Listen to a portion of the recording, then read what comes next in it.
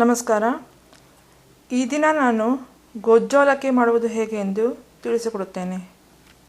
2.5 cups ಅವಲಕ್ಕಿ, ದಪ್ಪ ಅವಲಕ್ಕಿನ ಪೌಡ್ರ್ ಮಾಡ್ಕೋಬೇಕು. ಕೋರ್ಸ್ ಪೌಡರ್ ತರಿತರಿಯಾಗಿರಬೇಕು. ಪುಡಿ ಮಾಡ್ಕೋಬೇಕು. ಈ ಥರ ರವೆ ಥರ ಇರಬೇಕು. ಈಗ ಪುಡಿ ಮಾಡಿರೋ ಅವಲಕ್ಕಿನ ಒಂದು ಬೌಲ್ಗೆ ಹಾಕ್ಕೊಳ್ಳಿ. ಒಂದು ಪಾತ್ರೆಗೆ 2 ಕಪ್ ನೀರು ಹಾಕಬೇಕು. ಇದಕ್ಕೆ ರಸಮ್ ಪೌಡರ್ ಹಾಕಬೇಕು.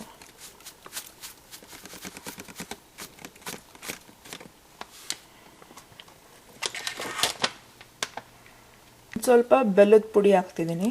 ಬೆಲ್ಲ ಹಾಕಬೇಕು. ಹುಣಸೆಹಣ್ಣು ರಸನ ಹಾಕಬೇಕು. ಸ್ವಲ್ಪ ಸಾಲ್ಟ್ ಹಾಕ್ತಿದ್ದೀನಿ, ರುಚಿಗೆ ತಕ್ಕಷ್ಟು.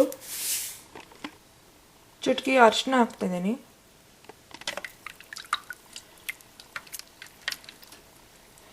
ಈಗ ಬೆಲ್ಲ ಕರಗುವಷ್ಟು ಬಿಸಿ ಮಾಡಬೇಕು. ಒಂದು ಕುದಿ ಬರೋವರೆಗೂ ಕುದಿಸ್ಬೇಕು.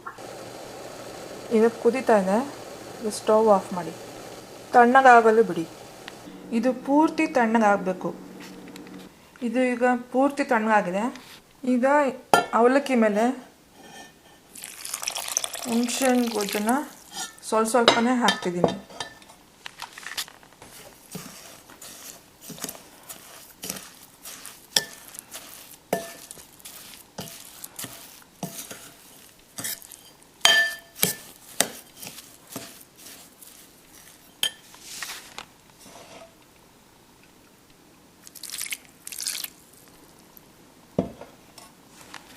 ಈ ರೀತಿ ಸ್ವಲ್ಪನೇ ಹಾಕ್ಕೊಂಡು ಮಿಕ್ಸ್ ಮಾಡಬೇಕು.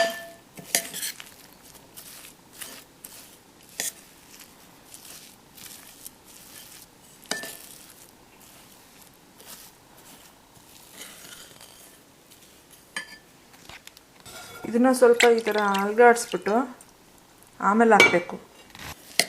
ಈ ಥರ ಉಪ್ಪಿಟ್ಟು ಥರ ಆಗಬೇಕು. ಅದು ನೀರೆಲ್ಲ ಹೀರ್ಕೊಳ್ಳುತ್ತೆ. ಅವಲಕ್ಕಿ ಸ್ವಲ್ಪ ದಪ್ಪ ಆಗುತ್ತೆ.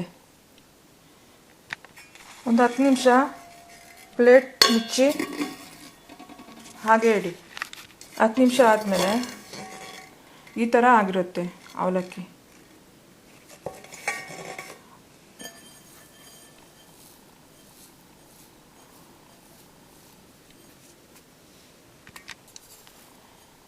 ಈಗ ಇದು ಉದುರುದುರಾಗ ಇರಬೇಕು.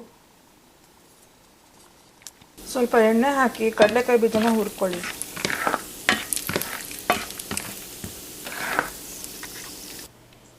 ಈಗ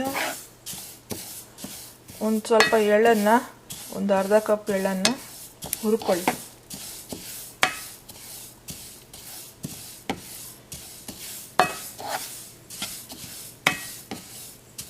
ಹುರ್ಕೊಳ್ಳುವಾಗ ಎಣ್ಣೆ ಹಾಕಬೇಕಾಗಿಲ್ಲ, ಹಾಗೆ ಹುರಿಬೋದು.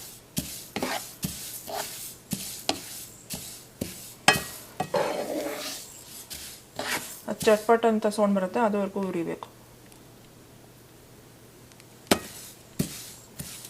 ಈಗ ಇದಾಗಿದೆ.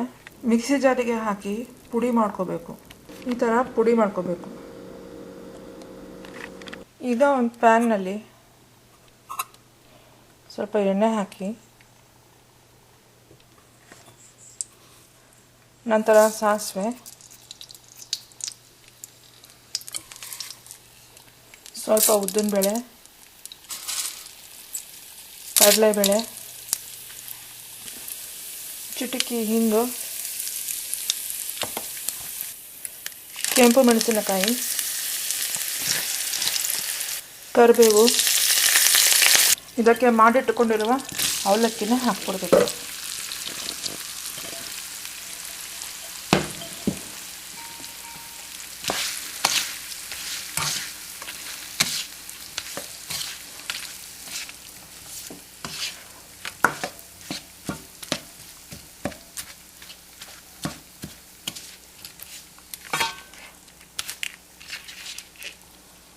ಇದಕ್ಕೆ ಹುರಿದಿಟ್ಟುಕೊಂಡ ಕಡಲೆಕಾಯಿ ಬೀಜನ ಹಾಕ್ತಾಯಿದ್ದೀನಿ.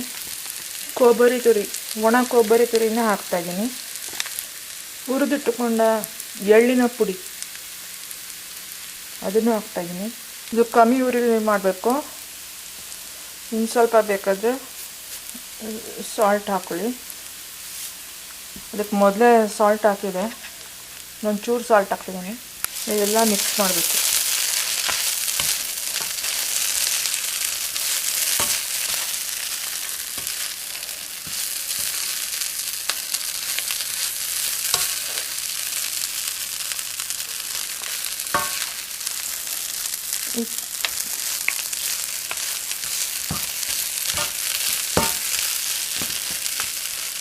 ಒಂದು 5 ಮಿನಿಟ್ಸ್ ಈ ಥರ ಮಾಡಬೇಕು.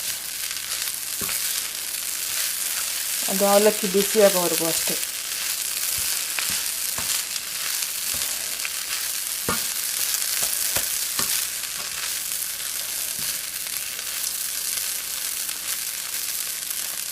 ಇದಕ್ಕೆ ಲಾಸ್ಟಲ್ಲಿ ಒಂಚೂರು ಪೆಪ್ಪರ್ ಪೌಡರ್ ಹಾಕಬೇಕು. ಅದು ಸ್ವಲ್ಪ ಟೇಸ್ಟ್ ಕೊಡುತ್ತೆ, ಚಿಟಕಿ. ಈಗಿದು ರೆಡಿಯಾಗಿದೆ. ಈ ಥರ ಉದ್ರಾಗಿ ಇರಬೇಕು. ಈಗ ರುಚಿಯಾದ ಗೊಜ್ಜು ಅವಲಕ್ಕಿ ರೆಡಿಯಾಗಿದೆ. ಧನ್ಯವಾದಗಳು.